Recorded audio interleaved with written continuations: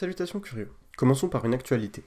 À son arrivée au pouvoir, le président Al-Sisi a annoncé un projet de nouvelle capitale égyptienne, Ouediane, créée ex nihilo au milieu du désert, à quelques dizaines de kilomètres de la capitale actuelle, Le Caire. Mais connaissez-vous cependant l'histoire de la ville? Le Caire fut fondé en 969, sous le nom d'Al-Qahira, dans une Égypte conquise par des troupes berbères menées par la dynastie se réclamant de la descendance du prophète, les Fatimides. Découvrons aujourd'hui l'histoire et l'évolution du califat fatimide, ayant occupé pendant plus de 2 siècles l'Ifriqiya, l'Égypte et même une partie du Levant. Tout d'abord, les Fatimides tirent leur nom de Fatima, la fille du prophète et femme d'Ali. Le califat fatimide est donc chiite de la branche ismaélienne, c'est-à-dire qu'il considère que les successeurs légitimes du prophète, les imams, vont jusqu'au 7e, Ismaïl. Les chiites considèrent que le dernier imam reviendra le jour de la fin des temps pour établir la foi. On le nomme le Mahdi. La révolte se base sur la prédication antérieure des Ismaéliens chez les Berbères au cours du 9e siècle, principalement en Kabylie. En 909, les Fatimides parviennent à renverser l'émirat arabide de Kérouan, dans l'actuelle Tunisie, sous l'égide d'Ubaïd, qui se proclame alors calife sous le nom d'Al-Mahdi, venant directement concurrencer le califat de Bagdad. Conquérant une partie du Maghreb, les Fatimides envahissent l'Égypte et y fondent en 969 la ville du Caire, qu'ils font pour capitale en 973, où ils fondent également l'université Al-Azhar. C'est à partir de ce moment que les Fatimides délaissent progressivement le Maghreb, qu'ils confient aux Zirides pour se concentrer sur l'Égypte.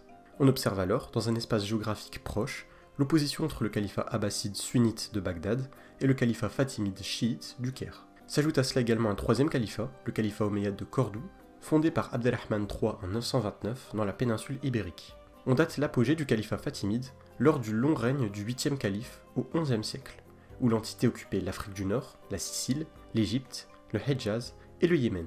Cependant, le 11e siècle voit également le déclin fatimide se développer, provoqué par deux choses, les divisions internes au sein de la branche ismaélienne et le contexte géostratégique de la région. Tout d'abord, pour comprendre les divisions internes de l'idéologie ismaélienne, on peut s'attarder sur la succession de deux califes fatimides, Al-Hakim et Al-Mustansir, respectivement 6e et 8e calife. Les deux sont extrêmement importants dans l'histoire du chiisme, puisqu'ils sont indirectement liés à l'origine de mouvements politico-religieux connus. Le 6e calife, Al-Hakim, disparaît en 1021 dans des circonstances douteuses. Divinisé par des prédicateurs ismaéliens, dont un de ses vizirs, une nouvelle communauté divergente se met alors en place. Se développant principalement en Syrie, l'un de ses prédicateurs se nommait Muhammad ibn Ismail al-Darazi, et c'est à lui que les Druzes doivent leur nom. Depuis la mort d'Al-Hakim, le calife Al-Mustansir n'est plus maître de son califat. En réalité, celui qui dispose des cartes est le maître des armées, le gouverneur militaire d'Acre, Badr el-Jamali, disposant des 3 pouvoirs principaux, commandant des armées, chef des missionnaires et vizir.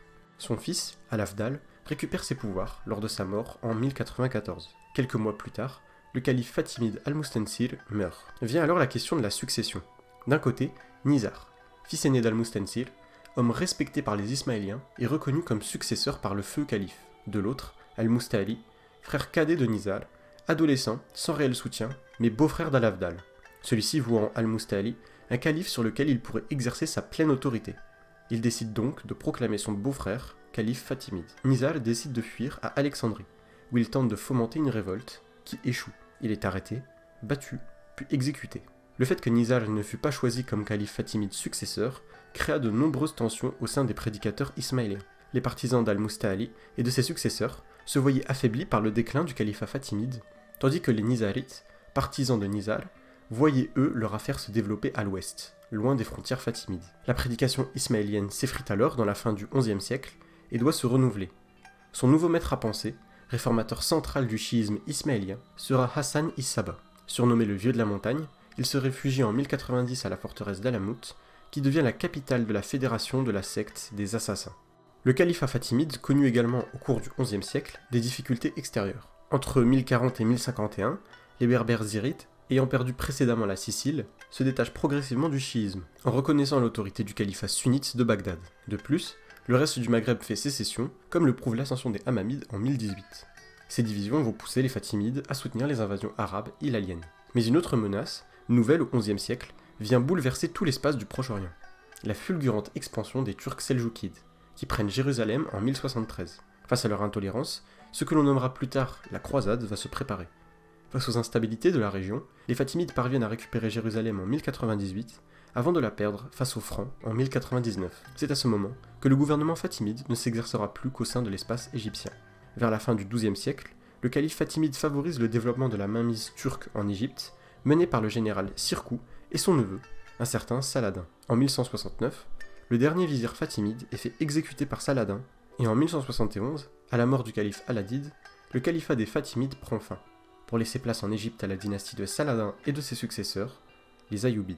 Finalement, le califat fatimide représenta l'apogée du mouvement politique chiite ismaélien, et fut également au centre du développement de nouveaux groupes politiques et religieux au sein de la doctrine chiite. Le califat fatimide eut un impact considérable dans l'espace du Proche-Orient au Moyen-Âge, par exemple, à travers son impact culturel et intellectuel, comme le prouve par exemple l'université Al-Azhar. Merci d'avoir regardé. Comme d'habitude, les liens de toutes mes sources sont dans la description, ainsi que ceux des musiques utilisées. Si la vidéo vous a plu, n'hésitez pas à la partager et à vous abonner à la chaîne. En tout cas, je vous dis au revoir curieux.